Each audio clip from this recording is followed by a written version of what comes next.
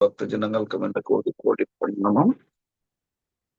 അപ്പൊ നമ്മള് സംസാരിച്ചു കൊണ്ടിരുന്നത് എന്തായിരുന്നു? നമ്മൾ സംസാരിച്ചു കൊണ്ടിരുന്നത് സ്ഥായി ഭാവത്തെ കുറിച്ചായിരുന്നു എന്നാണ് എൻ്റെ ഒരു ഓർമ്മ. ഇത് കറക്റ്റ് ആണല്ലോ അല്ലെ? അതെ പ്രഭു, അതെ കൃഷ്ണ. Okay okay.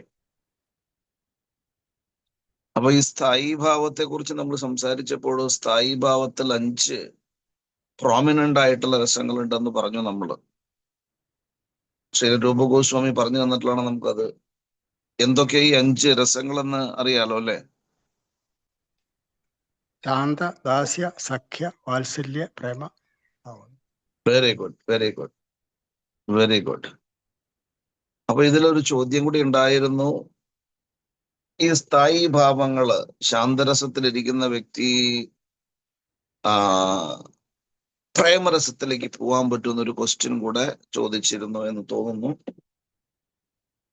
അപ്പൊ അതിന് നമ്മള്, അതായത് ശാസ്ത്രങ്ങൾ എന്താ പറയണമെന്ന് വെച്ച് കഴിഞ്ഞാൽ, ഈ സ്ഥായി ഭാവം, ഈ ഭാവങ്ങളെല്ലാം നമുക്ക് ഓൾറെഡി ഈ ആത്മാവിനോട് അസൈൻ ചെയ്തിട്ടുള്ളതാണ്. നമുക്കത് ചേഞ്ച് ചെയ്യാനൊന്നും പറ്റില്ല. സ്ഥായി ഭാവങ്ങൾ ഒരിക്കലും, അതായത് സ്ഥായി ഭാവങ്ങൾ ഒരിക്കലും മാറുന്നില്ല. നമ്മൾ പറഞ്ഞത്, ഇത് ശാസ്ത്രങ്ങൾ പറയുന്നത് പോലെ നമുക്കൊരു സ്വരൂപസിദ്ധി ഉണ്ട്. അപ്പൊ ഈ നമ്മുടെ ഈ സ്വരൂപസിദ്ധി വരുന്നത് നമ്മുടെ ദാസ്യഭാവത്തിലാണോ, ശാന്തരസത്തിലാണോ, ദാസ്യരസത്തിലാണോ, അല്ലെങ്കിൽ അത് മാധുര്യമാണോ, വാത്സല്യമാണോ, അതോ സഖ്യമാണോ, ഇതിനനുസരിച്ച് മാത്രമാണ് ഭാവങ്ങൾ വരുന്നത്. അപ്പൊ നമ്മുടെ ഈ പ്രത്യേകിച്ച് ചോദ്യം വേറൊന്നായിരുന്നു. നമുക്ക്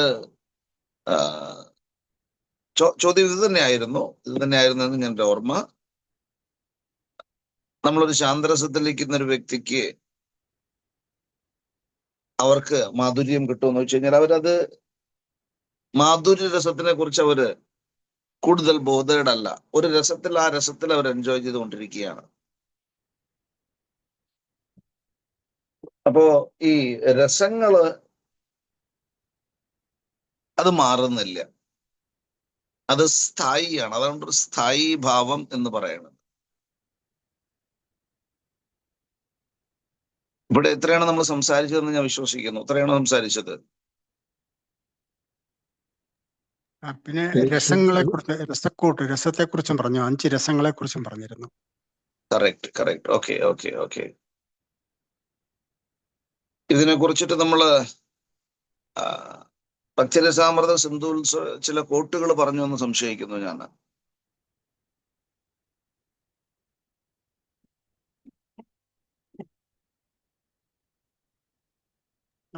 കുറച്ച് കാര്യങ്ങൾ പ്രഭു പറഞ്ഞായിരുന്നു. Okay okay, very good very good.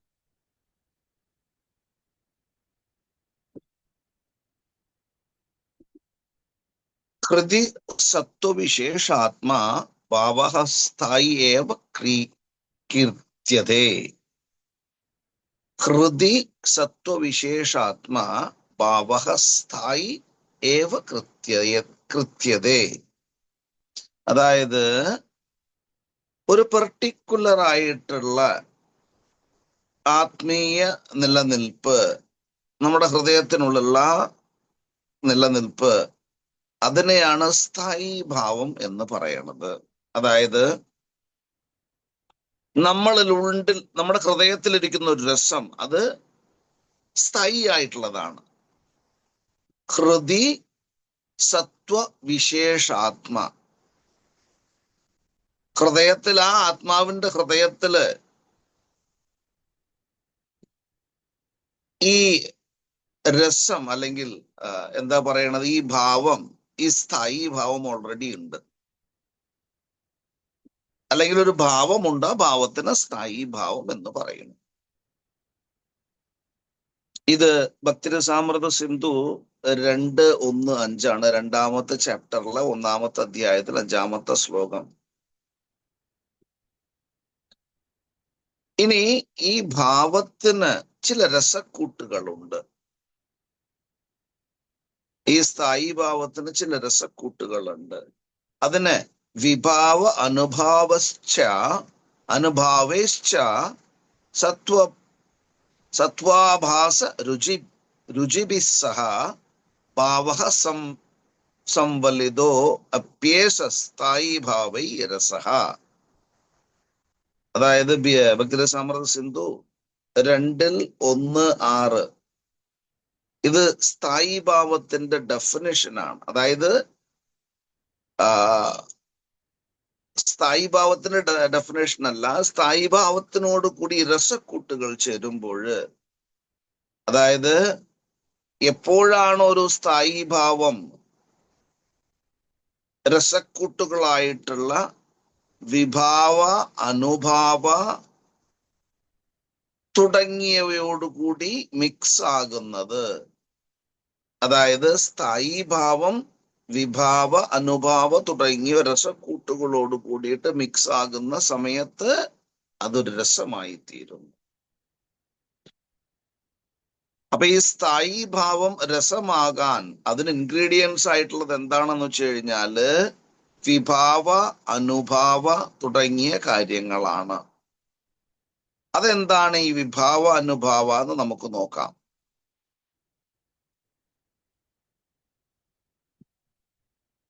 ഇതിനെക്കുറിച്ച് ഞാൻ പറഞ്ഞിട്ടുണ്ടായിരുന്നു, വിഭാവത്തെ കുറിച്ചിട്ട്.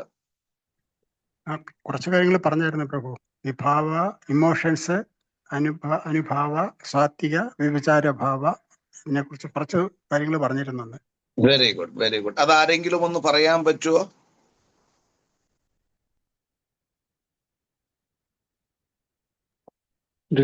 പ്രഭു, സാത്വിക ഭാവത്തെ കുറിച്ച് പ്രഭു പറഞ്ഞിരുന്നു.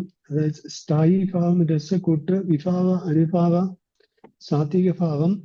പിന്നീട് പ്രഭു പറഞ്ഞത് രസക്കൂട്ടിൽ വിഭാവ, അനുഭാവ, സാത്വിക, വ്യഭിചാരിയ ഭാവ എന്നിവിടെ പറഞ്ഞിട്ടുണ്ട്. വ്യഭിചാരി ഭാവം. കൃഷ്ണ, ഹരേ കൃഷ്ണ. വ്യഭിചാരി ഭാവം.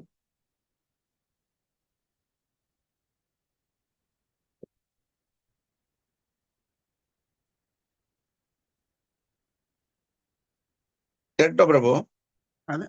അതിന് പ്രഭു ഉദാഹരണം പറഞ്ഞ കരയുക, ചിരിക്കുക തുടങ്ങിയ ഇമോഷൻസിനെ കുറിച്ചായിരുന്നു. Very good, very good, very good.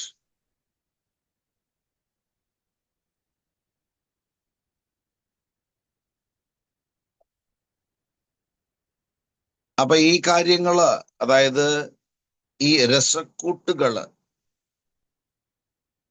അല്ലെങ്കിൽ എന്താ അതിനെ പറയുന്നത്, ഭാവത്തിനോട് കൂടിയിട്ട്, ഈ സ്ഥായി ഭാവത്തോട് കൂടിയിട്ട് ചില കൂട്ടുകൾ ചേരുമ്പോൾ അത് രസമായി തീരുന്നു. ഈ രസങ്ങളാണ് ശാന്തരസം, ദാസ്യരസം, വാത്സല്യരസം, മാധുര്യരസം എന്ന് പറയണത്.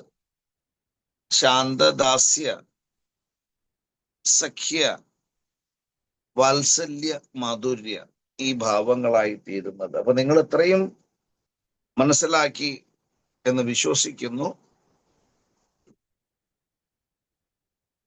ഈ അനുഭാവത്തില് എന്തൊക്കെയാണ് എക്സ്റ്റേണൽ ആയിട്ടുള്ള ചില ഫീച്ചേഴ്സ് അല്ലെങ്കിൽ എക്സ്പ്രഷൻസ് എന്ന് ആർക്കെങ്കിലും അറിയോ?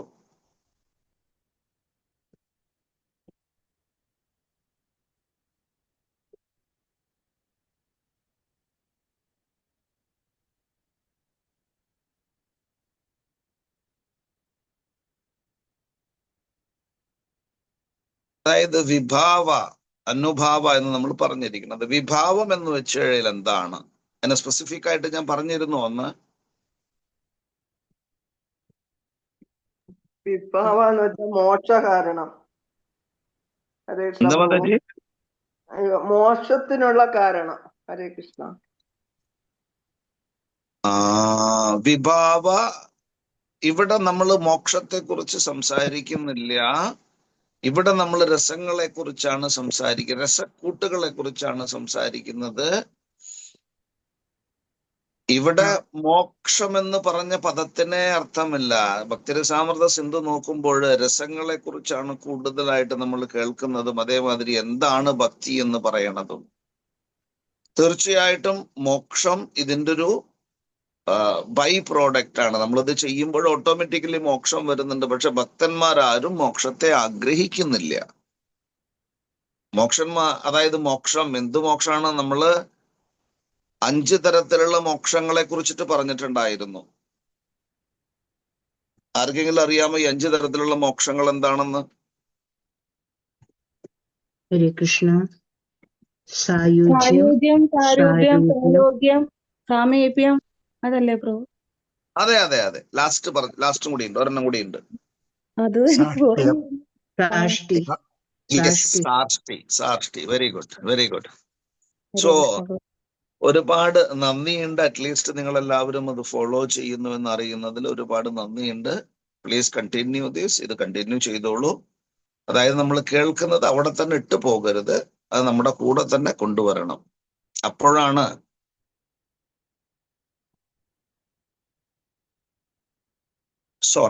നമുക്കപ്പോഴാണ് ഭക്തിയിൽ മുന്നേറാൻ സാധ്യമാകും. ഇല്ലെങ്കിൽ നമ്മൾ ഇന്ന് അറ്റൻഡ് ചെയ്തു, നമ്മൾ ഇവിടെ തന്നെ ഇട്ടു, നാളെ വരുമ്പോൾ നമ്മൾ ബ്ലാങ്ക് ആയിട്ട് വരുന്നു. അപ്പോ ഇത് കുറച്ച് എന്ത് ചെയ്യാന്ന് വെച്ച് കഴിഞ്ഞാല് നമ്മൾ അവിടെ തന്നെ പിടിച്ചു നിർത്തും. ഇത് ഒരു കഥ ഉണ്ട്. എങ്ങനെയാന്ന് വെച്ച് കഴിഞ്ഞാല് ഒരു കല്യാണ പാർട്ടി, ചെക്കന്റെ വീട്ടുകാരെല്ലാവരും കൂടിയിട്ട് പെണ്ണിന്റെ വീട്ടിലേക്ക് പോവാണ്. അപ്പൊ ഈ പെണ്ണിന്റെ വീട്ടിലേക്ക് പോകുന്ന സമയത്ത് അവർക്കൊരു നദി കടന്നിട്ട് വേണം പെണ്ണിന്റെ വീട്ടിലേക്ക് പോകാൻ. അപ്പൊ എല്ലാവരും ഒരു തോണിയിൽ കയറിയിരുന്നു. എല്ലാവരും തോണിയിൽ കയറിയിരുന്നപ്പോൾ രാത്രിയാണ്. തോണിക്കാരൻ തുഴയാൻ തുടങ്ങി. അവിടെ കയറിയിടുമ്പോ തന്നെ നമ്മുടെ ആളുകൾ എന്ത് ചെയ്യും? ഇപ്പൊ നമ്മള് ഒരു യാത്ര പോവാന്ന് വെച്ചോളൂ, ഒരു വൃന്ദാവൻ യാത്രയാണ്.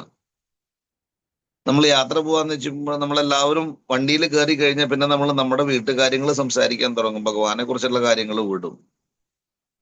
പിന്നെ നമ്മളെല്ലാവരും ഒരു ചിറ്റ് ചാറ്റിങ് തുടങ്ങും. കയറിയിരുന്ന മതി. പിന്നെ നമ്മൾ നമ്മുടെ കുടുംബകാര്യങ്ങൾ, അടുത്തുള്ള വീട്ടിലെ കാര്യങ്ങൾ, ഈ കാര്യങ്ങളൊക്കെ പറയാൻ തുടങ്ങും. അപ്പൊ നമ്മൾ ഫോക്കസ് നഷ്ടപ്പെടും. അതേമാതിരി ഇവിടെ എന്താ സംഭവിച്ചതെന്ന് വെച്ച് കഴിഞ്ഞാൽ കല്യാണത്തിന് പോവാണ് ചെക്കന്റെ വീട്ടുകാര്. എല്ലാവരും കയറിയിരുന്നു. തോണിക്കാരൻ തോണി തുഴയാൻ തുടങ്ങി. തുഴഞ്ഞ് നേരം വെളുക്കുന്ന സമയത്ത് നോക്കുമ്പോൾ എവിടെ നിന്നാണോ കയറിയത് അവിടെ തന്നെയാണ് ഇരിക്കുന്നത്. അതിനർത്ഥം എന്താന്ന് വെച്ച് കഴിഞ്ഞാല് ഈ തോണിക്കാരൻ ആ തോണി കെട്ടിയിട്ടിരുന്നു. ആ കെട്ടിയിട്ടിരുന്ന കയറഴിക്കാൻ മറന്നിട്ടാണ് എന്ത് ചെയ്തുകൊണ്ടിരുന്നത്? തുഴഞ്ഞുകൊണ്ടിരുന്നത് തോണി. അപ്പൊ നമുക്ക് എല്ലാവർക്കും ഓരോരോ കെട്ടുകളുണ്ട്. ആ കെട്ടുകൾ നമ്മൾ അഴിച്ചു വിടണം. ഇത് അഴിച്ചുവിടണം എന്ന് വെച്ച് കഴിഞ്ഞാൽ നമുക്ക് തോന്നിവാസം പോലെ ജീവിക്കണം എന്നല്ല അർത്ഥം. നമ്മുടെ കർത്തവ്യങ്ങൾ നമ്മൾ കറക്റ്റായിട്ട് നിർവഹിക്കണം. അമ്മയാണ്, അച്ഛനാണ്. അപ്പൊ അമ്മയുടെ ഒരു കർത്തവ്യമുണ്ട്, അച്ഛൻ്റെ ഒരു കർത്തവ്യമുണ്ട്. അത് ചെയ്തേ മതിയാവൂ, അത് ചെയ്യണം. പക്ഷേ ആ കർത്തവ്യത്തിനോട് കൂടിയിട്ട് അങ്ങനെ നമ്മൾ ഒട്ടി നിൽക്കരുത്. തീർച്ചയായിട്ടും കർത്തവ്യങ്ങൾ ചെയ്യേണ്ടതാണ്. ഇപ്പൊ നമ്മുടെ വീട്ടിൽ നമ്മുടെ ആളുകളൊക്കെ ഉണ്ടായിരിക്കും അല്ലെ? നമ്മുടെ വീട്ടില് ചിലവരുടെ ഭർത്താക്കന്മാര്, അവർക്ക് നമ്മുടെ കേരളത്തിന്റെ സ്പെഷ്യാലിറ്റി അതാണല്ലോ, ഭക്തി എന്ന് പറഞ്ഞ സാധനങ്ങൾ വളരെ കുറവാണ്. അവരുടെ ഭക്തി എങ്ങനെയാന്ന് വെച്ചാൽ ഭക്തി എങ്ങനെയാന്ന് വെച്ച് കഴിഞ്ഞാൽ രാവിലെ വന്നിട്ട് കുളിച്ച് ക്ഷേത്രത്തിൽ പോകും. ഉച്ചയ്ക്കാവുമ്പോൾ അവർക്ക് മത്സ്യമാംസാദികളില്ലാതെ ഭക്ഷണം കഴിക്കാൻ പറ്റില്ല. അപ്പൊ അവര് പറയും ഇത് ഭഗവാൻ തന്നെ ക്രിയേറ്റ് ചെയ്തിട്ടില്ല, നമുക്കാകെ തന്നെയല്ല ക്രിയേറ്റ് ചെയ്യുന്നതെന്നൊക്കെ പറയും. അവർക്ക് സ്ക്രിപ്ചറൽ ആയിട്ട് ഇതിനെ കുറിച്ചിട്ടുള്ള അറിവില്ലാത്തത് കൊണ്ടാണ്. അപ്പൊ നമ്മുടെ ചില മാതാജിമാർക്കെല്ലാം ഒരു ഫോഴ്സ് ഉണ്ടായിരിക്കും. ഞങ്ങളുടെ വീട്ടിൽ നോൺ വെജ് വെക്കുന്നുണ്ട്, ഞങ്ങൾ അത് ചെയ്തേ മതിയാവൂ. തീർച്ചയായിട്ടും നിങ്ങൾ അത് ചെയ്യണം, ചെയ്തു കൊടുക്കണം. പക്ഷേ അത് ചെയ്യുന്ന സമയത്ത് നമ്മുടെ ഒരു ഇമോഷൻ, നമുക്ക് കരച്ചിൽ വരണം. കരച്ചിലോട് കൂടിയിട്ട് ഭഗവാനെ വിളിക്കണം. ഞാൻ പറയണത് മനസ്സിലാവുന്നുണ്ടോ മാതാജിമാർക്ക്? ഉണ്ട് പ്രഭുജി. അതായത് ചില മാതാജി, ഞാൻ എല്ലാവരെയും പറയുന്നില്ല, ചിലവരുടെ വീട്ടിൽ അത് നമുക്ക് അവോയ്ഡ് ചെയ്യാൻ പറ്റാത്തതാണ്. അങ്ങനൊരു എന്താ പറയണത്, നമുക്കൊരു എക്സ്പീരിയൻസ് ഉണ്ടായിട്ടുണ്ട്. അങ്ങനെ ഒരു മാതാജി തന്റെ ഭർത്താവുമായിട്ട് ഡൈവേഴ്സായി ഈ ഒരു കാര്യത്തിൽ. അത് നമ്മൾ ചെയ്യാൻ പാടില്ലാത്തൊരു സംഗതിയാണ്. നമ്മുടെ പ്രേയേഴ്സ് ആണ് എല്ലാത്തിനും, നമ്മുടെ പ്രാർത്ഥന, ഈ പ്രാർത്ഥന നമ്മളെ എല്ലാത്തിൽ നിന്നും രക്ഷിക്കും. അപ്പൊ എന്ത് വീടുകളിൽ ഉണ്ടായി കഴിഞ്ഞാൽ, ഇപ്പൊ നമ്മുടെ വീട്ടിൽ ഈ പറഞ്ഞ പോലെ തന്നെ നമ്മുടെ വീട്ടില് നോൺ വെജ് വെക്കണവരുണ്ടായിരിക്കും, അവർ വെച്ച് കൊടുത്തേ പറ്റൂ. മക്കളും ചിലവർ ഇപ്പോ, അതായത് ഇപ്പൊ നമ്മൾ കൃഷാവുപത്തിൽ വന്നിരിക്കുകയാണ്. പക്ഷെ കുറേശ്ശെ ആയിട്ട് ഭഗവാനെ പൂർണ്ണമായിട്ട് നമ്മൾ വിളിച്ചു കഴിഞ്ഞാൽ, അതായത് 100% ഭഗവാനിൽ ശരണം പ്രാപിച്ചു കഴിഞ്ഞാല് ഇതിൽ നിന്നും മാറ്റങ്ങൾ നിങ്ങൾക്ക് ഉണ്ടാവും. നമ്മുടെ ഒരു മാതാജി ഉണ്ടായിരുന്നു, നമ്മുടെ മറ്റൊരു ക്ലാസ്സിൽ കയറുന്ന ഒരു മാതാജിയാണ്. ഇവര് വീട്ടില് എന്നും നോൺ വെജ് വേണം. മാതാജിക്കാണെങ്കിലോ ചാൻഡ് ചെയ്യുന്നു, മാതാജി ഇത് കഴിക്കുന്നില്ല, മാതാജി ചാൻഡിങ് എല്ലാം ഇതാക്കിയപ്പോൾ കഴിക്കാതെയായി. നന്നായി ചാൻഡ് ചെയ്യും മാതാജി, പക്ഷെ വീട്ടിലത് വെച്ച് കൊടുക്കണം. അപ്പൊ അവരിങ്ങനെ ഈ ക്വസ്റ്റ്യൻ ചോദിച്ചു, എന്താ ചെയ്യുക എന്ന്.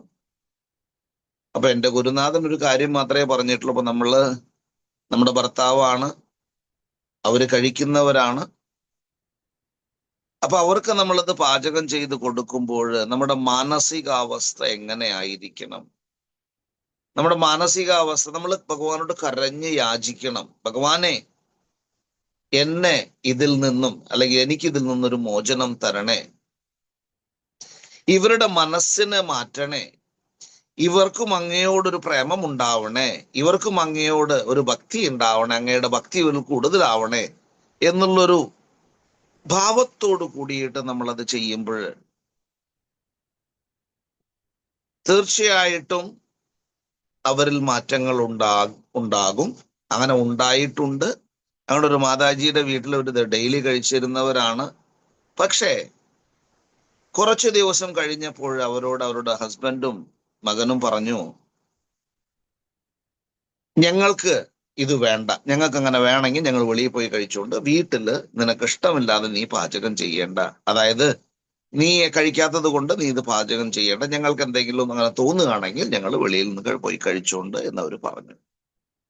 അപ്പൊ അവിടെ ഒരു ഹാർമണി ഉണ്ടായി, ഒരു സമാധാന അന്തരീക്ഷം ഉണ്ടായി. ഇപ്പൊ നിങ്ങൾ പറയാണ്, നിങ്ങളുടെ ഭർത്താവിനോട് പറയാ, അല്ലെങ്കിൽ ഭർത്താവ് ഭാര്യയോട് പറയാണ്, ഭർത്താവ് ഭക്തനാണ്, ഭാര്യ അഭക്തയാണ്. അപ്പൊ ഇവിടെ നമ്മളൊരു കോംപ്രമൈസ്, അതായത് ഒരു എന്തുണ്ടാവേണ്ടെന്ന് വെച്ചാൽ സമാധാന അന്തരീക്ഷം ക്രിയേറ്റ് ചെയ്യണം. അവിടെ നമ്മൾ എന്തെങ്കിലും സംഭവിച്ചു കഴിഞ്ഞാൽ നമ്മുടെ വീട് ഒരു കുരുക്ഷേത്രമായി തീരും. പിന്നെ കുരുക്ഷേത്രത്തില് നടക്കുന്ന സംഭവങ്ങളൊക്കെ നമ്മുടെ വീട്ടിലും നടക്കും. അത് പാടില്ല. ഭക്തന്മാരുടെ വീട്ടിൽ ഒരിക്കലും അങ്ങനെ പാടില്ല. ഭക്തന്മാര് ഒരു എക്സാമ്പിൾ ആയി തീരണം. അപ്പൊ ഈ മാതാജി വളരെയധികം സന്തോഷപ്പെട്ടു. അതായത് പൂർണ്ണമായിട്ടും ഭഗവാനിൽ നമ്മൾ ആശ്രയം നേടിക്കഴിഞ്ഞാല് ഭഗവാൻ തന്നെ അതിന് ഒരു പ്രതിവിധി കണ്ടോളും. നമ്മൾ ഈ കയ്യെ മേലെ തൂക്കിയിട്ടാണ് ഹരേ കൃഷ്ണ മഹാമന്ത്രം ചൊല്ലുന്നത്. ഇതിന്റെ അർത്ഥം എന്താന്ന് വെച്ച് കഴിഞ്ഞാല് പൂർണ്ണമായിട്ടും ഭഗവാനിൽ ശരണം പ്രാപിച്ചു കഴിഞ്ഞു, ഭഗവാനെ ഇനി നീ എന്ത് വേണമെങ്കിലും ചെയ്തോളൂ, ഞാൻ ഇതിനൊന്നും ആളല്ല. അപ്പൊ പൂർണ്ണമായിട്ടും ആ ശരണാഗതി നമ്മളിൽ നിന്നുണ്ടാവണം. അതിനാണ് നമ്മൾ ഭക്തി ചെയ്യുന്നത്. അങ്ങനെ ഭക്തി ചെയ്യുന്ന സമയത്ത് നമുക്ക് ഇതെല്ലാം ഉണ്ടാവും.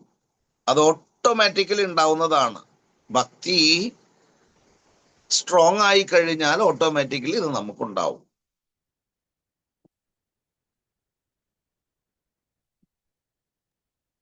ഇവിടെ ഒരു ഹരേ കൃഷ്ണ മതജി. പ്രഭു, 4 ഭാവങ്ങൾ എന്ന് പറഞ്ഞ ഒന്ന് വിഭാവ, അനുഭാവ, സാത്വിക ഭാവം, വ്യഭിചാരി ഭാവം. അതിലെ വിഭാവം എന്ന് പറഞ്ഞ ഇമോഷൻ, മറ്റേ അനുഭാവ എക്സ്പ്രഷനിലെ മാറ്റം. സാത്വിക ഭാവം എന്ന് പറഞ്ഞാൽ അത് സാത്വിക ഭാവം അറിയാമല്ലോ. വ്യഭിചാര ഭാവം എന്ന് പറഞ്ഞാൽ പിന്നെ ഇമോഷൻ, കരച്ചിൽ, ചിരിക്കുക എന്നൊക്കെ പറയുന്ന ഇമോഷൻ. കറക്റ്റ്. ഇത് എഴുതി വെച്ചിട്ടുണ്ടോ? ആ, ഉണ്ട്. കുറൂരമ്മ ആരാന്ന് വിചാരിച്ചിരിക്കണല്ലേ? ആ, very good, very good, very good Mataji. അപ്പോ നമ്മൾ പ്രാക്ടിക്കലായിട്ട് ഭക്തി ചെയ്യുമ്പോൾ കുറച്ച് പ്രാക്ടിക്കലായിട്ട് ഭക്തി ചെയ്യണം. നിങ്ങൾക്കിത് അനുഭവങ്ങൾ ഉണ്ടായിരിക്കും, ചിലവർക്ക് ഉണ്ടായിരിക്കില്ല. ചിലവരൊക്കെ നല്ല എന്താ പറയണത്, സാത്വിക ഇതിലിരുന്ന ആളുകളുണ്ട്. പക്ഷെ നമ്മുടെ കേരളത്തിനെ സംബന്ധിച്ചിടത്തോളം ഒരുപാട് ആളുകൾക്ക് ഇങ്ങനെയുള്ള അനുഭവങ്ങൾ ഉണ്ടായിട്ടുണ്ട്. അതാണ് ഞാൻ പറഞ്ഞത്. ഇതിലാണ് നമ്മളിത് പറയാൻ വന്നത്?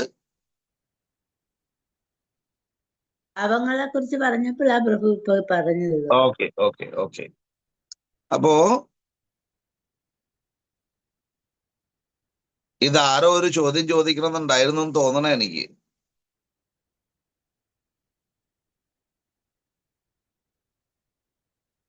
ഇത്രയും പിന്നെ അത് കഴിഞ്ഞ് പ്രഭു പറഞ്ഞത് തലങ്ങൾ, 9 തലങ്ങളെ കുറിച്ച് പറഞ്ഞായിരുന്നല്ലോ. ഭക്തിയുടെ ശ്രദ്ധ, സാധുസംഗം, ഭജനക്രിയ, അനർത്ഥനിവർത്തി, നിഷ്ഠ, രുചി, ആസക്തി, ഭാവം, പ്രേമ എന്നൊക്കെ പറഞ്ഞു. Very good, very good. വളരെ നന്നായി, വളരെ വളരെ ഇതാണ് മതേജ്. അപ്പൊ എഴുതി വെച്ചോളൂ, കുറച്ച് നോട്ട്സുകളൊക്കെ എഴുതി വെച്ചോളൂ. ഇത് നിങ്ങളെ തീർച്ചയായിട്ടും സഹായിക്കും. കാരണം ഭക്തിയില്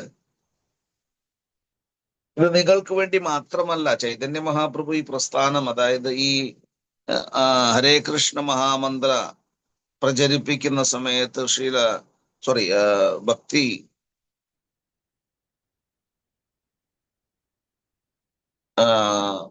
അതായത് ഹരേ കൃഷ്ണ മഹാമന്ത്രം, ചൈതന്യ മഹാപ്രഭു ഹരേ കൃഷ്ണ മഹാമന്ത്രം പ്രചരിപ്പിച്ചത് എങ്ങനെയാന്ന് വെച്ച് കഴിഞ്ഞാല്, ജാരേ ദേക്കോ താരേ കഹോ കൃഷ്ണ ഉപദേശ്. എവിടെ പോയാലും ആരെ കണ്ടാലും ഭഗവാന്റെ ഉപദേശം കൊടുക്കൂ. എന്താണ് ഭഗവാന്റെ ഉദ്ദേശം? ഭഗവാന്റെ ഉദ്ദേശം ഒന്നുമല്ല. എന്താണ് ലാസ്റ്റ് ഭഗവത്ഗീതയിൽ അവസാനത്തെ ഒരു ശ്ലോകം ഉണ്ട്. എന്താണ് ആ ശ്ലോകം? അവസാനത്തിന് മുമ്പായിട്ടുള്ളൊരു ശ്ലോകമാണ്. ആർക്കെങ്കിലും അറിയോ? സർവധർമാൻ പരിത്യജ്യ മാമേകം മാമേകം ശരണം വ്രജ അഹം ത്വാം സർവ പാപേഭ്യോ മോക്ഷയിഷ്യാമി മാ ശുചഃ. അപ്പോ ഈ ഒരു ഇൻസ്ട്രക്ഷൻ ഭഗവാൻ കൊടുത്തിരിക്കുന്നു. എന്താണ് ഭഗവാന്റെ ഇൻസ്ട്രക്ഷൻ? ഭഗവാന്റെ ഇൻസ്ട്രക്ഷൻ നമ്മൾ ജാരേ ദേക്കോ താരേ കഹോ കൃഷ്ണ ഉപദേശ്. ഭഗവാന്റെ ഉപദേശം ആരെ കണ്ടാലും എവിടെ പോയാലും ഇത് പറഞ്ഞു കഴിഞ്ഞെങ്കിൽ തീർച്ചയായിട്ടും നമുക്ക് ഈ ഭൗതിക ലോകത്തിൽ നിന്നും ആത്മീയ തലത്തിലേക്ക്, ആത്മീയ ലോകത്തിലേക്ക് ഒരു ട്രാൻസ്യം ഇല്ല എന്ന് ഭഗവാൻ കൺഫേം ചെയ്ത് പറയുകയാണ്. അതുകൊണ്ടാണ് ഭഗവാൻ പറയുന്നത് സർവധർമാൻ പരിത്യജ്യ മാമേകം ശരണം വ്രജ. അപ്പൊ നമ്മൾ ഓരോരുത്തരും ഭഗവാനിൽ പൂർണ്ണമായിട്ടും ഭഗവാൻ അല്ലാതെ മറ്റൊന്നില്ല എന്ന ചിന്തയോട് കൂടിയിട്ട് ഭഗവാനിൽ ശരണം പ്രാപിക്കുന്നതിന് മൂലം നമുക്ക് ഈ ഭൗതിക ലോകത്തിൽ നിന്നും ആത്മീയ ലോകത്തിലേക്ക് ഒരു ട്രാൻസിഷൻ കിട്ടും.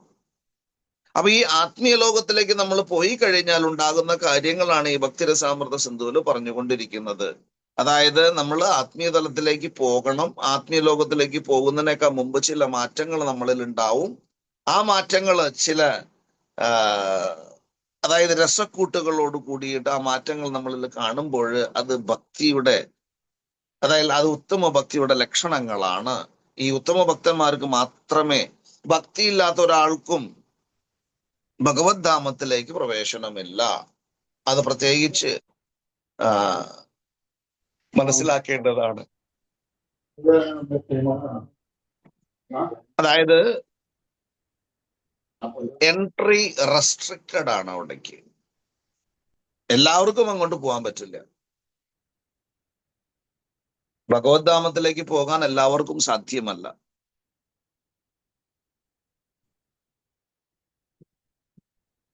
അതേമാതിരി തന്നെ ഭഗവത് ഭക്തി നമ്മൾ ചെയ്യുന്നവരുണ്ടല്ലോ അല്ലെ. ശ്രീമദ് ഭഗവത്ഗീതയിൽ പറയുന്നുണ്ട് 4 തരത്തിലുള്ള ആളുകള് എന്റെ ഭക്തി ചെയ്യുന്നു എന്ന്, എന്നെ ഭജിക്കുന്നു. ആരെങ്കിലും ശ്ലോകം അറിയോ?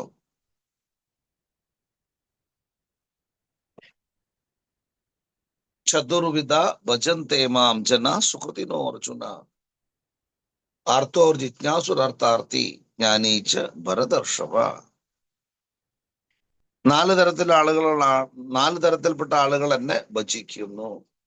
ആർത്തന്മാര്, ആർത്തോർ ജിജ്ഞാസുർ അർത്ഥാർത്ഥി. ആർത്തന്മാര്, ജിജ്ഞാസുക്കള്, അർത്ഥാർത്ഥികള്, ജ്ഞാനികള്. ആർത്തന്മാരെന്ന് വെച്ചാൽ ദുഃഖിതന്മാര്, നമ്മളെല്ലാവരും ദുഃഖിതന്മാരാണ് അല്ലെ? എല്ലാവരും പറയാറുണ്ട്, ഭഗവാനെ എന്തിനാണ് എന്നെ ഈ കഷ്ടത്തിൽ ഏർപ്പെടുത്തുന്നത്, എന്തിനാണ് എനിക്ക് ഈ കഷ്ടങ്ങൾ തരുന്നത്? കഷ്ടം നമ്മുടെ കർമ്മവിനയാൽ ലഭിക്കുന്നതാണ്, അല്ലാതെ കഷ്ടം ഭഗവാൻ തരുന്നതല്ല. ഭഗവാൻ ഒരിക്കലും ഒരാൾക്കും കഷ്ടം തരാൻ ഉദ്ദേശിച്ചിട്ടില്ല, ഭഗവാൻ അത് ചെയ്യൂല. പക്ഷേ നമ്മുടെ കർമ്മങ്ങള്, നമ്മ ഒരു പാക്കേജ് ആയിട്ടാണ് ഈ ഭൗതിക ലോകത്തിലേക്ക് വരുന്നത്. നമ്മൾ വരുമ്പോ തന്നെ ഒരുപാട് കർമ്മങ്ങൾ കൊണ്ടാണ് നമ്മൾ വരുന്നത്. അത് ഇനി നമ്മൾ പഠിക്കുന്നുണ്ട്, അത് നമ്മൾ നോക്കുന്നുണ്ട് ഭഗവത്ഗീതയിൽ, ഈ ഇതിൽ തന്നെ.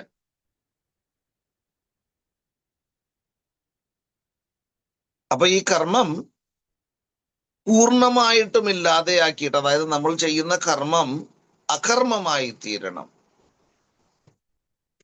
അത് സകർമ്മയോ വികർമ്മയോ ആയി കഴിഞ്ഞാല് നമ്മൾ അടുത്ത ശരീരം സ്വീകരിക്കുമ്പോൾ നമ്മൾ ചെയ്തിരിക്കുന്ന കർമ്മഫലങ്ങള് നമ്മുടെ ആത്മാവിനോട് കൂടിയിട്ട് അടുത്ത ശരീരത്തിൽ പ്രവേശിക്കും. അതായത് നമ്മുടെ ആത്മാവ് അടുത്തൊരു ശരീരം സ്വീകരിക്കുമ്പോൾ ഈ കർമ്മങ്ങളും അതിനെ ഫോളോ ചെയ്യുന്നുണ്ട്.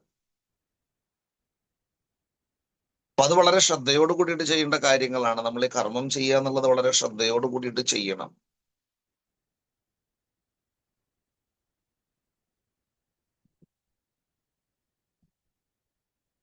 നമ്മളെല്ലാവരും ഇപ്പൊ ചെയ്യുന്ന കർമ്മങ്ങള് അല്ലെ, നമ്മൾ ചെയ്യുന്ന കർമ്മങ്ങള്, നമ്മൾ ഭഗവത് ഭക്തന്മാരാണ്. അപ്പൊ നമ്മൾ ചെയ്യുന്ന കർമ്മങ്ങള് ഏത് രീതിയിലുള്ളതായിരിക്കണം? കർമ്മത്തെ 3ആയിട്ട് തരംതിരിച്ചിട്ടുണ്ട്. ഏതാണ് ആ 3 കർമ്മങ്ങൾ എന്ന് അറിയാ നിങ്ങൾക്ക്? അകർമ്മം, സ്വകർമ്മം, വികർമ്മം. Very good, very good, very good. അപ്പൊ നമ്മൾ ചെയ്യേണ്ട കർമ്മം ഏതാണ്? സ്വകർമ്മം. എന്താ മതജി? സാത്വിക കർമ്മങ്ങളായിരിക്കണം സ്വകർമ്മം. അകർമ്മത്തിൽ കൂടെ ചെയ്താലേ കർമ്മഫലങ്ങളെ ഇല്ലാണ്ടിയാക്കാൻ പറ്റുള്ളൂ. ഭഗവാനിലെല്ലാം സമർപ്പിച്ച് ചെയ്യുന്ന കർമ്മം. Very good, very good. അപ്പൊ നമ്മൾ ഈ സകർമ്മ, വികർമ്മ, അകർമ്മ, സത്കർമ്മങ്ങൾ ചെയ്തു കഴിഞ്ഞാൽ നമുക്ക് എന്ത് കിട്ടും? സത്കർമ്മങ്ങൾ നമ്മൾ ചെയ്യുമ്പോൾ നമുക്ക് ഉപരിലോകങ്ങളിൽ പോകാൻ സാധിക്കും.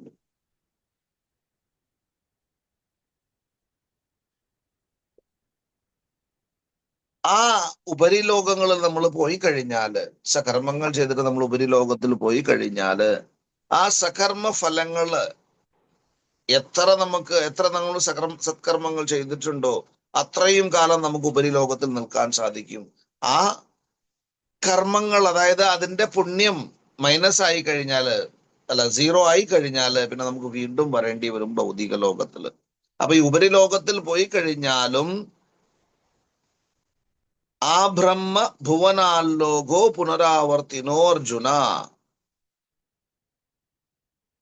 എല്ലാ ലോകങ്ങളും വീണ്ടും വീണ്ടും എന്ത് ചെയ്യുന്നുണ്ട്? പുനരാവർത്തിക്കുന്നുണ്ട്. ഭഗവാൻ ഉള്ളിലേക്ക് ശ്വാസം എടുക്കുന്ന സമയത്ത് എല്ലാം ഭഗവാനിൽ ചെന്ന് ചേരുന്നു. ഭഗവാൻ ശ്വാസം വെളിയിലേക്ക് വിടുമ്പോൾ വീണ്ടും എല്ലാം ഉണ്ടാകുന്നു. ഈ ഉണ്ടാകുന്ന സമയത്ത് അതോട് കൂടിയിട്ട് തന്നെ ജീവാത്മാക്കളും വരുന്നുണ്ട്. ഈ ജീവാത്മാക്കൾ വരുമ്പോൾ ഈ ജീവാത്മാക്കൾ ആ കർമ്മ പാക്കേജോട് കൂടിയിട്ടാണ് ഭൗതിക ലോകത്തിലേക്ക് വരുന്നത്. അതുകൊണ്ടാണ് ഈ ജീവാത്മാക്കള് എന്ത് ചെയ്യുന്നത്? ഭൗതിക ലോകത്തില് സഫറിങ്, കഷ്ടങ്ങൾ അനുഭവിക്കുന്നത്.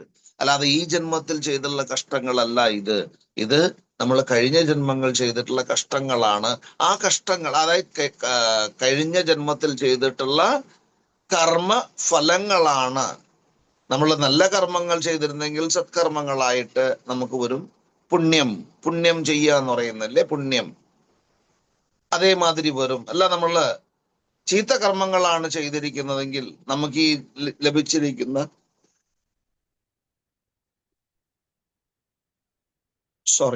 ലഭിച്ചിരിക്കുന്ന ശരീരത്തിൽ തന്നെ നമ്മൾ അത് അനുഭവിച്ചു തീർക്കണം. അപ്പൊ ആളുകൾ ചോദിക്കുന്ന ഒരു ക്വസ്റ്റ്യൻ ഉണ്ട്, എന്തിനാ എന്നെ ഇപ്പൊ കഷ്ടപ്പെടുത്തുന്നത് ഭഗവാനെ? ഞാൻ ആർക്കും ഒരു തെറ്റും ചെയ്തിട്ടില്ലല്ലോ എന്ന്. നിങ്ങൾ ഇപ്പോഴല്ല ചെയ്തത് തെറ്റ്. ഈ തെറ്റ് ഒരുപാട് ജന്മങ്ങൾക്ക് മുമ്പ് ചെയ്ത തെറ്റായിരിക്കാം. ധൃതരാഷ്ട്ര ഭഗവത്ഗീതയില് നമുക്കറിയാം, ധൃതരാഷ്ട്ര അദ്ദേഹത്തിന് എത്ര മക്കളുണ്ടായിരുന്നു? നൂറ് 101 ഉണ്ടല്ലോ, ഒരു പെൺകുട്ടി 101 ഉണ്ടായിരുന്നു. മക്കൾ, അതായത് 100 ആൺമക്കളും ഒരു പെൺകുട്ടി ഉണ്ടായിരുന്നു. ഇതില് 100 മക്കളും ഇല്ലാതെയായി പോയി. എന്താണ് കാരണം? അദ്ദേഹത്തിന്റെ മുൻ ജന്മത്തില്, ധൃതരാഷ്ട്രവിനൊക്കെ മുമ്പല്ലാട്ടോ, അതിനൊക്കെ മുമ്പ് തന്നെ, കുറെ ജന്മങ്ങൾക്ക് മുമ്പ് ഇദ്ദേഹം ഒരു കൂട്ടില് ഒരു പക്ഷി 100 മുട്ട ഇട്ട് വെച്ചിട്ടുണ്ടായിരുന്നു. ഈ മുട്ട, അതോ വേറെയും തരത്തിൽ പറയുന്നുണ്ട് എറുമ്പുകളെ ചുട്ടുകൊന്നു. ഇതല്ല, നമ്മൾ ഈ മുട്ടയാണ്, പക്ഷിയുടെ മുട്ടകളാണ്. ഒരു 100 മുട്ടകൾ ഉണ്ടായിരുന്നു. ഈ 100 മുട്ടകളും അദ്ദേഹം പൊട്ടിച്ചു കളഞ്ഞു. ആയതുകൊണ്ട് അങ്ങനെ പൊട്ടിച്ചു കളഞ്ഞപ്പോൾ അദ്ദേഹത്തിന് ഒരുപാട് സമയം വന്നു. അദ്ദേഹത്തിന് 100 മക്കൾ ഉണ്ടാവാൻ വേണ്ടിയിട്ട് ഒരുപാട്, അതായത് ഒരു മകൻ ഉണ്ടാവാനും ഒരു മക്കൾ ഉണ്ടാവാനും ഒക്കെ ഒരുപാട് ഇത് ചെയ്യണം. എന്താണ്? തപസ്യ ചെയ്യണം. എങ്കിൽ മാത്രമേ അങ്ങനെ മക്കൾ ഉണ്ടാവുന്നുള്ളൂ. ഇദ്ദേഹത്തിന് 100 മക്കൾ ഉണ്ടാകാൻ കുറച്ച് സമയമായി. അതായത് ഈ പുണ്യമെല്ലാം അക്യൂമുലേറ്റ് ചെയ്തിട്ട്, അപ്പൊ കുറച്ച് ജന്മങ്ങൾക്ക് ശേഷം മാത്രമാണ് അദ്ദേഹത്തിന് ഈ ഇത് ലഭിച്ചത്. അങ്ങനെ ലഭിച്ച ആ 100 മക്കളും കുരുക്ഷേത്ര യുദ്ധത്തിൽ ഇല്ലാതെയായി തീരുകയാണ്. അപ്പോൾ കർമ്മം ആക്ട് ചെയ്യുന്നത് നമ്മൾ മനസ്സിലാക്കണം. അദ്ദേഹം അവിടെ ചെയ്തു, അതിന്റെ ഫലം അദ്ദേഹത്തിന് അവിടെ കിട്ടി. അപ്പൊ നമുക്കിപ്പോൾ ഈ കിട്ടുന്നത്, ഇത് മനസ്സിലാക്കി കഴിഞ്ഞാൽ പിന്നെ നമുക്ക് വിഷമങ്ങൾ ഉണ്ടാവില്ല. നമ്മളിപ്പോൾ അനുഭവിക്കുന്നത് നമ്മൾ ചെയ്ത മുൻജന്മ കർമ്മഫലങ്ങളാണ് എന്നുള്ളൊരു ചിന്ത നമ്മളിൽ ഉണ്ടായി കഴിഞ്ഞാൽ പിന്നെ നമുക്ക് പ്രശ്നങ്ങൾ ഉണ്ടാവുന്നില്ല. അവിടെ നമ്മൾ എന്താണ്, നമ്മുടെ മനസ്സ് ശാന്തമായിരിക്കും.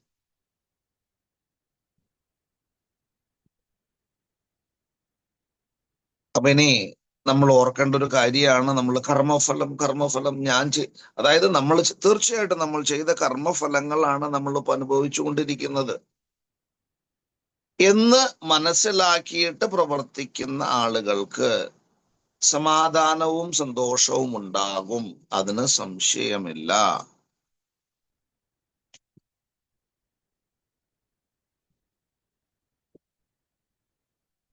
ഈ ഭാവങ്ങളെ കുറിച്ചാണ് നമ്മൾ പറഞ്ഞുകൊണ്ടിരുന്നത്. ഈ ഭാവങ്ങളൊക്കെ ഭക്തിയിൽ വരുന്നതാണ്. ആദ്യം തന്നെ ഭക്തി ചെയ്യണമെങ്കിൽ നമ്മൾ എലിജിബിലിറ്റി ഉണ്ടാവണം.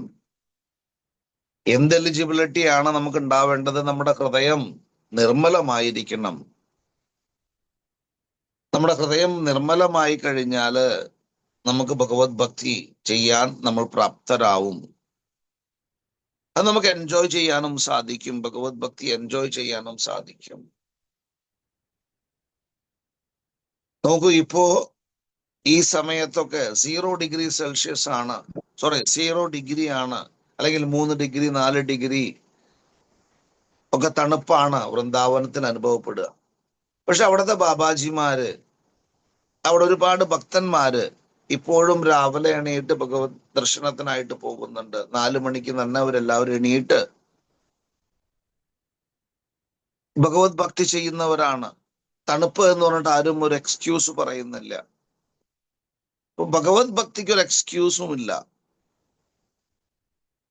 എനിക്കൊരു കല്യാണത്തിന് പോവാണ്ട് അതുകൊണ്ട് ഞാനൊന്ന് എക്സ്ക്യൂസ് എടുക്കുന്നു, ഒരു എക്സ്ക്യൂസും ഭഗവത് ഭക്തിയിലില്ല. തീർച്ചയായിട്ടും കല്യാണത്തിന് നമുക്ക് പോകേണ്ടതാണ്, പോയേ മതിയാവൂ. പക്ഷെ അവിടെ നമ്മുടെ മനസ്സിന്റെ ഒരു എന്താ പറയണത്, പവർ നമ്മൾ മനസ്സിലാക്കണം. അല്ലെങ്കിൽ നമ്മള് ഒരു ശ്രദ്ധ എന്ന് പറയും. ശ്രദ്ധ എന്ന് പറഞ്ഞു കഴിഞ്ഞാൽ വിശ്വാസം എന്നാണ് അർത്ഥം. ആദ്യം നമുക്ക് ഭഗവാനിൽ എന്തുണ്ടാവണം? അതിയായിട്ടുള്ള വിശ്വാസം ഉണ്ടാവണം. ഈ വിശ്വാസം എന്ന് പറഞ്ഞു കഴിഞ്ഞാൽ ആചാര്യന്മാര് പറയണത് ഭഗവാനിലുള്ള അചഞ്ചലമായിട്ടുള്ള ഭക്തിയാണ്. ഈ ഒരു വിശ്വാസം നമ്മളിൽ ഉണ്ടാവണം.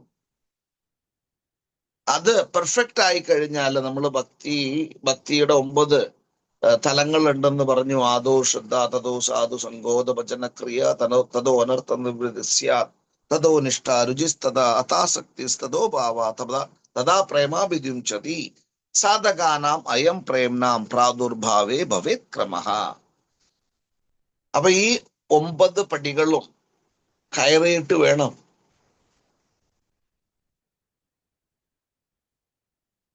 നമുക്ക്, അതായത് 9ാമത്തെ പടി പ്രേമ. അപ്പൊ 8 പടികളും നമ്മൾ കടന്ന് ആ പ്രേമയിലേക്ക് എത്തണം. അതിലൊരിച്ചിരി കഷ്ടമുണ്ട്, പക്ഷെ ഭക്തന്മാരായി കഴിഞ്ഞാൽ അത് ഈസി ആയിട്ട് എത്താൻ സാധിക്കും. പക്ഷെ ഈ ഭക്തന്മാരെന്ന് പറയുമ്പോൾ വീണ്ടും നമ്മൾ ശ്രദ്ധിക്കേണ്ട ഒരു കാര്യമുണ്ട്. കുർത്തിയും അതേമാതിരി പഞ്ചകച്ചയും തുളസിമാലയും ഈ തിലകുമെല്ലാം ആയി കഴിഞ്ഞാൽ നമ്മൾ ഭക്തനാവുന്നില്ല. ഭക്തന്റെ ലക്ഷണങ്ങളുണ്ട്. ഭക്തന്റെ ലക്ഷണങ്ങൾ വളരെ അത്യാവശ്യമായിട്ട് നമുക്ക് പഠിക്കേണ്ടതുണ്ട്. എന്താണ് ഭക്തന്മാരുടെ ലക്ഷണങ്ങൾ ഭഗവത്ഗീതയുടെ അടിസ്ഥാനത്തിൽ എന്നറിയോ?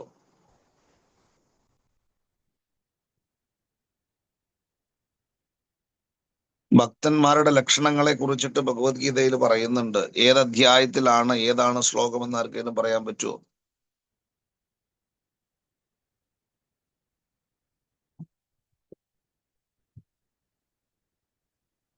ഭഗവത്ഗീത ഒന്ന് കാര്യമായിട്ട് നമ്മൾ പഠിക്കണം. നമുക്ക് ഇടയ്ക്കിടയ്ക്ക് ഭഗവത്ഗീത വായിക്കണം, അത് നല്ലതാണ്. ആർക്കെങ്കിലും അറിയാൻ പറ്റുമോ? നമ്മുടെ ആളുകളൊക്കെ ഉണ്ടല്ലോ, നമ്മുടെ ക്ലാസ്സിൽ കയറുന്നവരൊക്കെ ഉണ്ടല്ലോ അവിടെ. 12 പ്രഭു? 13ാമത്തെ അധ്യായത്തിൽ. Yes, very good. എന്താണ് പറയണത് അതില്?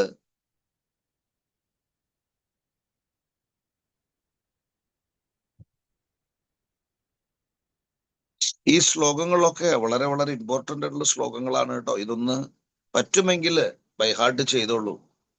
അദ്വേഷ്ട സർവഭൂതാനാം മൈത്ര കരുണ പ്രഭു ഹരേ കൃഷ്ണ. ഹരേ കൃഷ്ണ. അത് 12-ലല്ലേ പ്രഭു?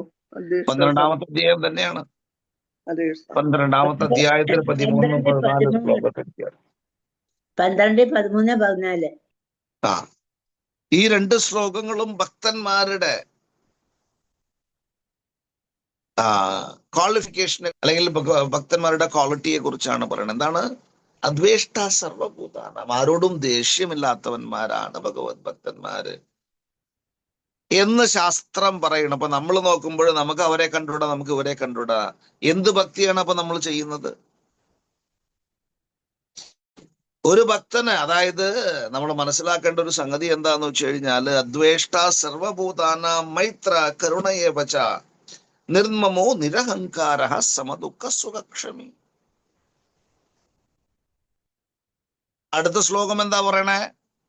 സന്തുഷ്ട സതതം യോഗി യഥാത്മാ ദൃഢനിശ്ചയഃ മയ്യർപ്പിത മനോബുദ്ധി യോമേ ഭക്ത സമയ പ്രിയ. അപ്പോ നമ്മൾ മനസ്സിലാക്കേണ്ട ഒരു സംഗതി എന്താന്ന് വെച്ച് കഴിഞ്ഞാല്, ഭഗവാന് പ്രിയങ്കരന്മാരായി തീരണം. നമ്മൾ ഭഗവാന് പ്രിയങ്കരന്മാരായി തീരുന്ന സമയത്ത് നമ്മളിൽ ചില ഗുണങ്ങളുണ്ടെങ്കിൽ മാത്രം, അതായത് ഭഗവാന്റെ പ്രിയങ്കരന്മാരായി തീരണമെങ്കിൽ നമ്മളിൽ ചില ഗുണങ്ങൾ ഉണ്ടാവണം. ആ ഗുണങ്ങള് നമ്മളിൽ ഇല്ലെങ്കിൽ നമ്മൾ ഉണ്ടാക്കാൻ ശ്രമിക്കണം. ആർട്ടിഫിഷ്യൽ ആയിക്കോട്ടെ, ആദ്യമെല്ലാം നടക്കുമ്പോൾ അങ്ങനെ തന്നെയാണ്, ആർട്ടിഫിഷ്യലേ വരുള്ളൂ. ആരോടും ദേഷ്യമില്ലാതെ. ഇപ്പൊ നമ്മുടെ അടുത്ത അയൽവാസിയായാലും വേണ്ടില്ല, നമ്മുടെ വീട്ടിലെ നമ്മുടെ അടുത്ത ആളുകളായാലും വേണ്ടില്ല, നമുക്ക് അവരോട് ചിലവരോട് അസൂയ തോന്നാറുണ്ട്. അതുണ്ടാവാൻ പാടില്ല. അദ്വേഷ്ട, ദേഷ്യം ആരോടും ഉണ്ടാവരുത്. അദ്വേഷ്ട സർവഭൂതാനാം, അത് പട്ടിയാവട്ടെ പൂച്ചയാവട്ടെ എന്ത് തന്നെ ആയിക്കോട്ടെ, അവരോടൊരു ഒരു ദ്വേഷം നമുക്ക് തോന്നാൻ പാടില്ല. അദ്വേഷ്ട സർവഭൂതാനാം മൈത്ര കരുണയേവച നിർമ്മമോ നിരഹങ്കാര സമദുഃഖ സുഖക്ഷമി. അപ്പൊ ഈ ക്വാളിറ്റീസ് ഒക്കെ നമ്മളിൽ ഇൻവൈബ് ചെയ്യണം. അല്ലാതെ ഇപ്പൊ ഒരാളെ കണ്ടു കഴിഞ്ഞാൽ കണ്ടില്ല പ്രഭു അങ്ങനെയാണ്, പ്രഭു ഇങ്ങനെയാണ്, അതങ്ങനെയാണ്, ഇതെങ്ങനെയാണ്. മാനേജ്മെന്റിൽ സംസാരിക്കുന്നത് ടോട്ടലി ഡിഫറെന്റ് ആണ്. ഇപ്പൊ നമുക്ക് ആരോടും ഒരു തരത്തിൽപ്പെട്ട എന്തുണ്ടാവാൻ പാടില്ല, ഒരു തരത്തിൽപ്പെട്ട ദേഷ്യവും അല്ലെങ്കിൽ അവരെ കുറ്റം പറയുന്ന മനസ്ഥിതി, ഇതൊന്നും നമുക്ക് ഉണ്ടാവാൻ പാടില്ല. അങ്ങനെ നമ്മൾ പോവുകയാണെങ്കിൽ അത് വൈഷ്ണവ അപരാധമായി തീരും. നമ്മൾ ഭക്തിയിൽ ഒരിക്കലും മുന്നേറില്ല. നമ്മുടെ ആവശ്യം ഭക്തിയിൽ മുന്നേറുക എന്നുള്ളതാണ്. അതിനു വേണ്ടിയിട്ട് നമ്മൾ പ്രവർത്തിക്കുക, അതാണ് നമ്മൾ ചെയ്യേണ്ടത്.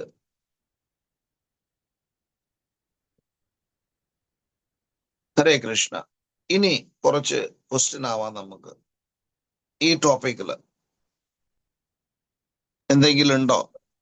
പ്രഭുജി, ആ കർമ്മത്തിന്റെ ബാക്കി 2 കൂടെ പറഞ്ഞില്ല. കർമ്മം ഒരെണ്ണമേ പറഞ്ഞുള്ളൂ. അകർമ്മവും വികർമ്മവും കൂടി പ്രഭു എന്ന് പറഞ്ഞാൽ നല്ലത്. തീർച്ചയായിട്ടും പറയാൻ പ്രഭു. നമ്മള് അകർമ്മ, വികർമ്മ, സകർമ്മ 3 ഉണ്ട് കർമ്മങ്ങൾ.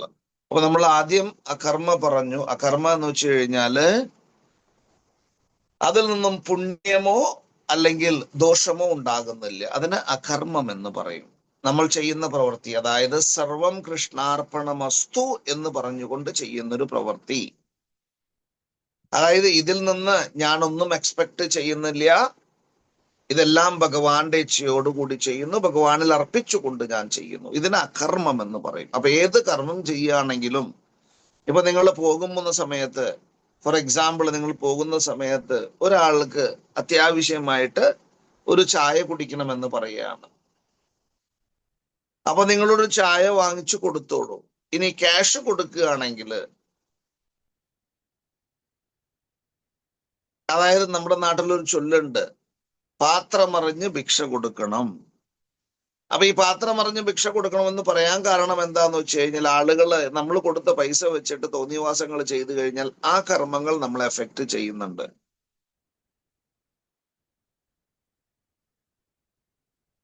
ഒരു രാജാവ്, അദ്ദേഹത്തിന്റെ രാജ്യത്ത് അന്നദാനം നടന്നുകൊണ്ടിരിക്കുന്നുണ്ട്.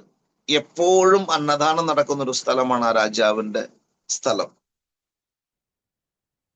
അപ്പൊ അങ്ങനെ ഒരു ദിവസം അന്നദാനം ചെയ്തുകൊണ്ടിരുന്ന സമയത്ത് ഒരു ഗരുഡൻ ഒരു പാമ്പിനെയും കൂടിയിട്ട് കൊണ്ടുപോയിക്കൊണ്ടിരുന്നു. അപ്പൊ ഈ പാമ്പിന്റെ വായിൽ നിന്നും കുറച്ച് വിഷം ആ ഇതിൽ വീഴുന്നു, കുക്ക് ചെയ്തുകൊണ്ടിരിക്കുന്ന അതിൽ വീഴുന്നു. അത് കഴിച്ചത് കൊണ്ട് കുറച്ച് ആളുകൾ മരിച്ചു.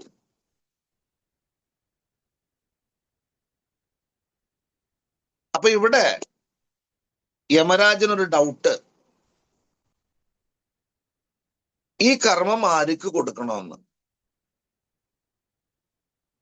ഈ കർമ്മം, അതായത് ഒരു പരുന്തിന്റെ ഇരയാണ് പാമ്പ്. പാമ്പിന്റെ സ്വഭാവമാണ്, അതിന് വിഷമുണ്ട്. അപ്പൊ ഈ 2 പേരെയും ശിക്ഷിക്കാൻ പറ്റില്ല. മൂന്നാമത്തത് സത്കർമ്മമാണ് രാജാവ് ചെയ്യുന്നത്. രാജാവിൻ്റെലും തെറ്റില്ല. രാജാവ് അറിഞ്ഞുകൊണ്ടല്ല ഈ വിഷം അതിൽ കലക്കിയത്. രാജാവ് ഒരു കാരണമായി ആളുകൾ മരിക്കാൻ വേണ്ടിയിട്ട് എന്ന് പറഞ്ഞു.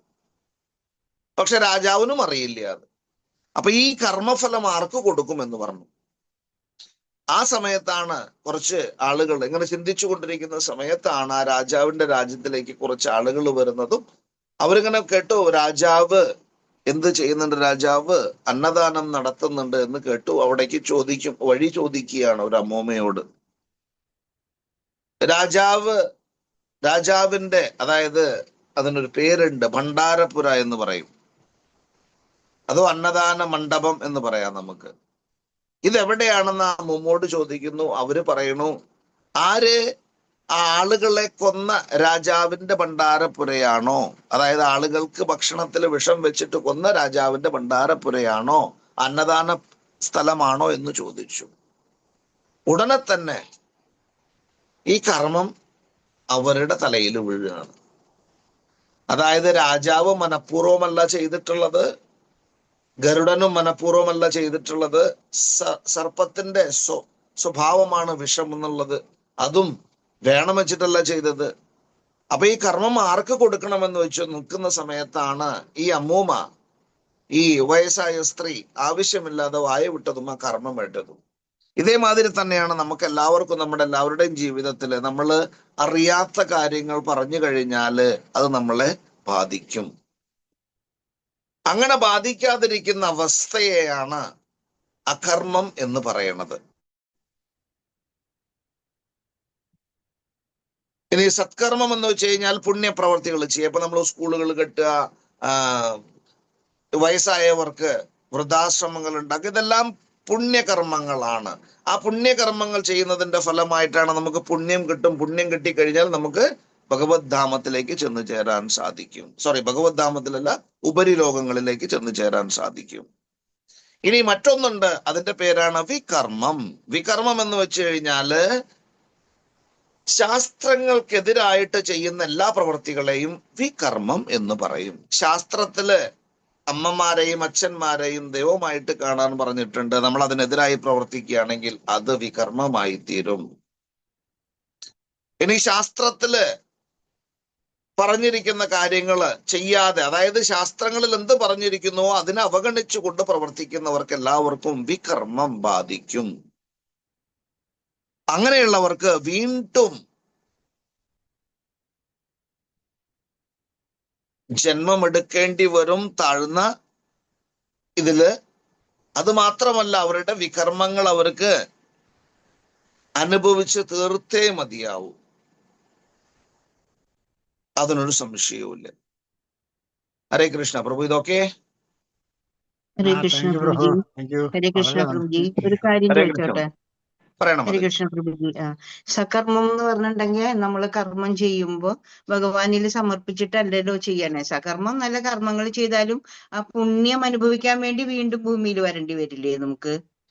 തീർച്ചയായിട്ടും. അതുകൊണ്ടാണ് ഭഗവാൻ പറയണത്, അതായത് നമ്മുടെ പുണ്യത്തിന്റെ അളവ് നില്ലായി കഴിഞ്ഞാൽ വീണ്ടും നമുക്ക് ഉപരിലോകങ്ങളിൽ പോയി കഴിഞ്ഞാൽ നമ്മൾ എത്ര പുണ്യം ചെയ്തിട്ടുള്ളത് ബാങ്ക് ബാലൻസ് മാതിരിയാണ്.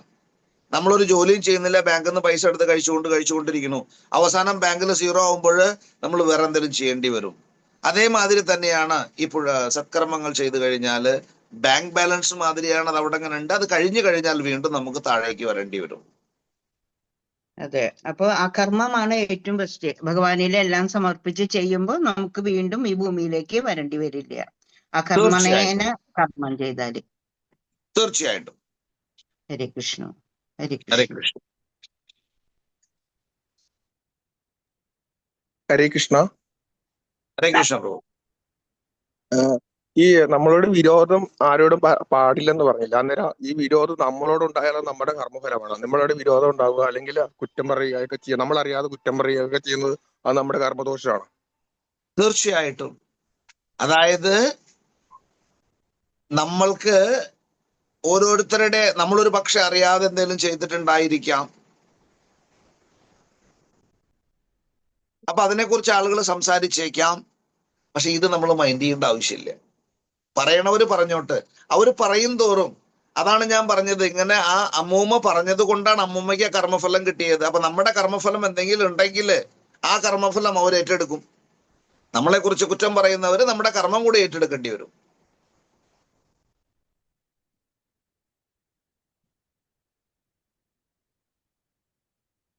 പ്രഭു ക്ലിയർ ആണോ?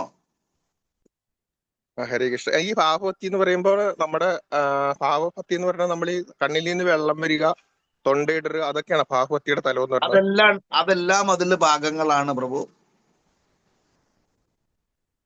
അതെല്ലാം ഇതിൽ വരുന്നതാണ്. ചൈതന്യ മഹാപ്രഭു ശിക്ഷാഷ്ടകത്തിൽ പറഞ്ഞിട്ടുണ്ട്. ഏത് ശ്ലോകാണെന്ന് അറിയാം ആർക്കെങ്കിലും?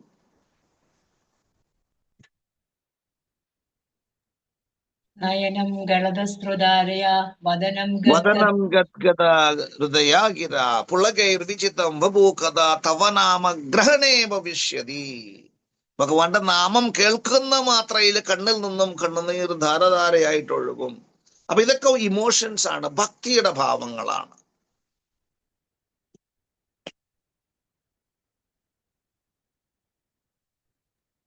ഹരേ കൃഷ്ണ. താങ്ക് യു പ്രഭു. വളരെ നല്ലൊരു സത്സംഗം നമുക്ക് കിട്ടി. ഞാൻ പറഞ്ഞില്ലേ നമുക്ക് ഇന്ന് എന്തൊക്കെയാണ് ഭഗവത് കൃപ വന്ന് ചേരുമെന്ന്. ആക്ച്വലി എല്ലാവരും ഹാപ്പി ആണെന്ന് തോന്നുന്നു. എല്ലാവർക്കും സന്തോഷത്തോടെ പ്രഭു മുടങ്ങാതെ നമുക്ക് കിട്ടുന്നതിലേക്ക് വേണ്ടി 2 പ്രാവശ്യം ഹരേ കൃഷ്ണ മഹാമന്ത്രം ജപിക്കും. ഈ മാസത്തിൽ തുടക്കവും ഉണ്ടായി ഒടുക്കവും ഉണ്ടായി, ഇടയ്ക്കില്ലാതെ പോയി. എന്നാലും കുഴപ്പമില്ല. ഹരേ കൃഷ്ണ. ഹരേ സോറി കൃഷ്ണ പ്രഭു. ഹരേ കൃഷ്ണ കൃഷ്ണ കൃഷ്ണ ഹരേ ഹരേ ഹരേ കൃഷ്ണ ഹരേ ഹരേ രാം കൃഷ്ണ ഹരേ രാം കൃഷ്ണ Krishna കൃഷ്ണ Krishna ഹരേ Krishna രാം Hare ഹരേ Hare രാം